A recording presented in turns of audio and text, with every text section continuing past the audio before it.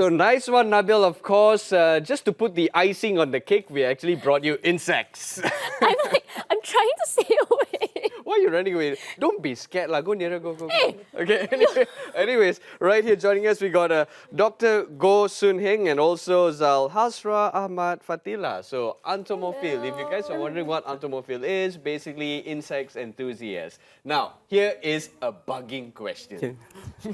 Why insects? Yeah, actually, that's the first question I have to know. Why insects? What got you into liking insects? Yeah. It's because the insect have a various species from all over the world, different shape, different pattern, different behavior. So make me feel like curious, like you play a Pokemon Go, and you will go out and catch like that. That's why I really love insects. Right. What about you, Doctor? Well, I think the main thing is actually becoming something different. See, it's always when you talk about keeping pets, it's always cats and dogs, companion animals being the common ones. Yeah. So for now, that's why nowadays we are trying to go away from being exotic, being something different, and also like just what my wife said about being the variety of insects out there. So you can never have enough insects actually. There's always something new for you to own. As opposed to having cats and dogs, okay, you have one cat and one dog, so okay, I'm quite happy right now. So you don't go out and get more cats and more dogs, not really. But for insects, you have so many, very diverse. Right. Yes. Okay, Doctor, agree and disagree at the same time. Yeah. I can't do cockroaches and I can't do grasshoppers. That's a huge grasshopper right there. There's actually another huge one right over there. Yeah, okay, so where can we find that grasshopper, by the way? This one can find at the local exotic pet shop actually because they are come from Malaysia. Ah, Yeah. Oh, okay, right. Yes. How about the big one that's in the... Same, maybe same. If we can show it's that the a bit. same one. Yes. If you guys want Okay, look at that. It's huge. Right, that's the green one, and we have like a yellow one in the inside. Yeah. So what are the skills and knowledge required to be an entomologist? You actually don't need like diploma or degree to learn about insects. All you have to do is do research before you have them. You're asking the expert, people who keeping insects for more than 10 years, or you can even ask an entomologist the husbandry, the behavior. So because you really have to understand what their requirement, and after that only you can keep them. Yeah. Right, okay. So, actually, correct me if I'm wrong, you're keeping all of these beautiful insects in the confinements of your homes. Yes. So how, well, technically, how do you manage, as in your homes? Like, maybe if people come over, like, are they afraid? How are your family members doing at home? So I just want to know, generally speaking. Actually, they're already used to it, like with my insects. So I have their proper enclosure and all that. We have the proper room for the invertebrates. So most of the time, they're fine with that. Right. Okay. What is your day-to-day like? Because, I mean, even having a pet cat is going to come up with a lot of expenses, a lot of time needed for them. But, insects, I think they need extra care and there's more to it rather than just, giving them food and so on. So what is your day-to-day like in caring for them? So most of the time, every day I have to feed them like the insectivores. I have to feed them a cockroach, like this one. They only eat the leaf, so I have to once a week have to find the host plant and give it to them because you cannot simply pick any leaf you want. You cannot do like that. It has to be fresh and cannot do like specific. that. Like for example, these two species, they actually feed on mango leaves, and not just pretty much any mango leaf. It has to be quite a young mango leaf. If you see on a mango tree, like the ones that are likely more like light green in color, those are the ones that we normally go for, and we have to source fresh feed. Because you can't buy this from the local pet store. See, Erin was saying that you can actually feed it with curry leaf. No. We've tried different plants. These grasshoppers are more manja lah. More manja. Now, Doctor, why is actually entomology, the study of entomology, important for all of us actually? Because you just mentioned that you, as much as you don't need the skills and knowledge to be one, but why is it actually very important? Well, I mean, when you talk about speaking of entomology, it's very diverse, you see. But I mean, like for example, take this for example. This is a death stalker scorpion. Oh my God. In terms of research-wise, his venom it has potential to treat certain cancers, certain brain cancers actually. Right. So that's how the knowledge of entomology helps with medicine, and also in terms of agriculture as well. Knowing certain, like for example, these insects here in certain areas they are considered pests. So because knowing as pests, so we need to learn their behavior, what they feed on, and to be able to control the population. Right. Yeah, okay. So this is the scorpion that we're talking about, yes, right? it's a death stalker scorpion. Here. Maybe you guys can see it's There's kind of no way I'm going camouflage. to hold this. No, don't don't touch. It's very, very, very venomous. Oh, yeah, okay. Yeah, don't touch it. Don't touch it. I'll just collapse. And there's here. also one tiny little guy Yeah. here as well. Can you tell us a little about? I'm sorry, what is this? Look at my fingernails. There. Okay, Saying hi. Okay. So this is actually a female deadlift mantis. Okay. So they are insectivore. They are carnivores in nature. They feed on other smaller insects, and then they are one of the very peculiar species of mantises in Malaysia, because they mimic deadlifts, and then they are normally found in like deep jungles of Malaysia. So in this case, it's more of a conservation kind of thing because you talk about population, they are dwindling in numbers really. So that's why for us, we are trying to showcase what Malaysia has to offer, and then so that people get interested in it and want to try to save it as well. Yeah. Right. Also, right, and talking about your insects here, right, the way you hold them and the way this praying mantis is actually standing, Yeah. do you train them or No, like, how are they so no. photogenic? They're more photogenic than you, Brendan. Definitely. I mean, look at him. The camera is more photogenic. So, how do you, is this their behavior in Okay, they don't jump around? Normally, when they are really full-grown adults. So normally, and as an adult, they are less skittish in a way. They are easily handleable. So like we have a lot of younger ones. So the younger ones tend to be a bit not say aggressive, a bit nervous in nature. So you can't really hold it. You can't really put it on display just like this. Ah. So it's on individual insect to insect basis, even though it's all from the same species, but there are certain individuals that have this kind of calm nature, and then so we bring those for shows to display them off. Yeah, Right. But they are generally not like this. They don't sit there for hours and just stare at you. No, we were just lucky. Yeah, right. Thank God it's just right there, not flying around. Now, ZALHASRAH, I would just want to ask you one question. We have people that's afraid of the things that they love doing. For example, right here, they probably love insects, but they're afraid of actually touching insects or even having it as pets. What would your advice be to all those people out there? So at first, I also feel scared with them. And after that, once I understand their behavior, I understand why they are so special. And from hate, I suddenly become love. Just automatically feel love like that. And then and then after that, I slowly want to handle them because I feel so curious. How does it feel like?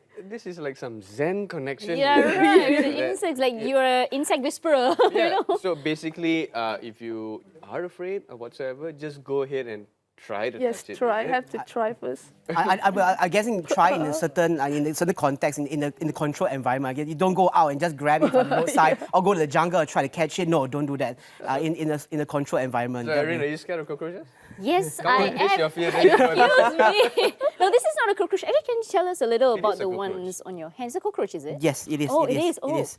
Because it's awfully large. I thought it's like some kind of a beetle It doesn't or something. fly. No, in it doesn't fly. Madagascar. Yeah, it's a Madagascar hissing cockroach. It's one of the biggest cockroaches in the world. And then, because if you notice, they don't have wings, so that's why they are unable to fly. They are normally terrestrial. They just stay on the ground and they dig deep into the ground. They don't fly around like the ones we find in our houses. No, those are the ones that people tend to afraid of because Right. that's what they face on a daily basis.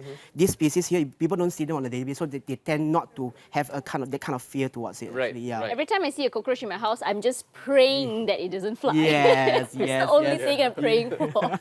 Okay, ZALHASRAH, coming back to this one, right? Okay, maybe we can get both of you to actually share your POVs. What is the most interesting thing about insect that you would think that not many other people out there know? Like a fact. Yeah. Yeah. Why I really like insects is because the way they camouflage in the wild is very amazing. Sometimes you don't even see them, like at the cob bark. You don't see them, but actually there's insects there hidden and act like a tree. That is the scariest thing, right? So, I mean, that's very interesting because when I show to people, they were like, "Oh my God, there's an insect there, really? yeah. Yeah, there's an insect there." It's you almost just like don't art. see. It's almost like art. So you love the Yeah. fact that it can camouflage, Yes, right? yes. What about you, doctor? Well, for me, being a science person, I'm more fascinated about the applications of maybe their venom or certain discharges from these animals that have like medicinal properties. Like for example, like aside from the deathstalker scorpion that I mentioned earlier, there's also like those giant millipedes where they have they secrete under certain conditions, they secrete certain chemicals that can deter parasites like fleas, so they can have the potential to ward off fleas and lices for like pet animals. Yeah, it's in the. I mean, it has the potential, but it takes a lot of work to really make it usable. So in it being a science person, so that's the one that I'm interested in. How these insects, as opposed to just being like so-called pests or being around nature, also it helps us humans as well. How does it benefit humans? You must be so used to people coming into your homes and just asking a bunch of questions and really giving you a lot of information and facts about these beautiful insects. So actually, are there any harmful ones that you have in your homes as well? Harmful, most of the time it's tarantula. Tarantula. Yeah, Right, spider. and it's more arachnid lah. Okay. Arachnid. Right. We have a spider here as well, right? Yes, we have a few there's actually. one. Okay. Where? This one is... So this one right Oh, here. that one. This Alright, one okay, here. okay. And the ones over at the front there. So those are the ones on the right. That's a black widow actually. If you have heard before, like Black widow. Wow. yeah, this is a black widow. Venomous spider. Yes. Super venomous. So Australian black widow yeah. spider. if you want to be a Wow. Spider-Man, Erin, or Spider-Woman, this is your chance. Okay, no, thank you. I will not take that chance. So, Brendan, actually, I really want to hold one, if that's okay. Are they okay with like if another person? Yeah, So maybe yeah, because yeah. you know they're used to your There you go, Erin. scent and texture, perhaps. You know, just for fun. Brendan, There you go. you Yeah, better go touch ahead. one. Go ahead. Okay, I just gotta let Let her crawl over your hand. Yeah. Okay. Yeah. Wow, look at that. It's like, good It's not morning. harmful Look or at that. anything. Look at No, no. Hello. It's directly looking at me and it's like saying hello, hi, new human. that. Okay, wow. Okay. Okay. That's a huge grasshopper. Should I be? How? Just basically, just let her walk. Yeah. Just let her walk. Okay. So Erin, just hold it right there. And I have a very pressing questions for the both of you guys. How can we create a better environment for insects out there? So first of all, we have to make a lot of awareness, take care of our jungle because you know they are very important food source for the reptiles and birds and all that. Like first of all, we have to breed them in captivity, and then all we have to do is repopulate back. So we just replace them at the in the wild. Okay. Yeah, that's what we're doing, so that they keep continuously have in the wild like Right. that. So it doesn't extinct. Yes, Yes. exactly. That's right. That's That's right. the most important Yeah. thing. And what about you, Doctor? What would you have to say? How do we create a better environment for insects out there? I'm guessing, that's just like what my wife had mentioned about the environment. It ties closely with nature. So if you see like the issue of deforestation, global warming, the impact climate has on the environment, it will have the same impact on insects as well. So basically, if you protect the environment, the insects will indirectly be protected as well. Okay. So you have all these wonderful insects here, right? Is there an insect that you actually can't bring here into the studio because they are like, I don't know, maybe venomous, really venomous, or it's hard to take care, it's hard to bring it around? Not really, actually. Do you have a tarantula at home? Yeah, I do. we have big one. we have plenty actually. Oh, plenty. Okay. This little guy is like crawling up my body. It's like exploring, hi, new human. Brendan, do you want to try it out? No, it's fine. I'm all good, Erin. So while you have fun right there, so how can we actually search you guys on social Yeah. media? Just type the Exoterium 9094 on my Instagram. I'm always share about my insect there, and also always explain about the insects on my TikTok. Right. You yes. explain your insects on TikTok. Yes, we have like insect those family, like insect yeah. classes on TikTok. Oh, Yeah. that's really Classes. something Okay. interesting that Can we should like check have out. one class right now to tell us more about that particular insect of your choice right now, if you can choose? Can we learn about the black widow? Can. Okay, please take it away. So this one is Australian black widow spider. They are one of the most venomous spider in the world. But although they're one of the most venomous spider in the world, but they're actually not aggressive. Most of the time, they will only do dry bite when they bite human. So which is why the last time people die from get bitten from this species is 1979. After that, there's no more. Are you sure? Yeah, Yes. really. Yes, And- really. As what my wife mentioned about dry bite, that means they bite, but they don't envenomate. They do not release venom through their bite. So which means to say they are, it can control Yes. the way Yes. it bites. Yes. Yes. So if it's threatened, definitely Yes, it releases yes. venom, right? If it's like the first warning, and if you don't hit to that warning, then the second round will be the little one. Yeah. Okay, see, so the Brendan, grasshoppers making Brendan, this way. you want to be famous? You want to be famous, right? You just put your hand in here. No. Okay, you'll be the headline for today. You just put your hand in here. Okay, anyways, thank you so much for actually being with us right here. Our Erin, pleasure. I'm going off frame already. Can you just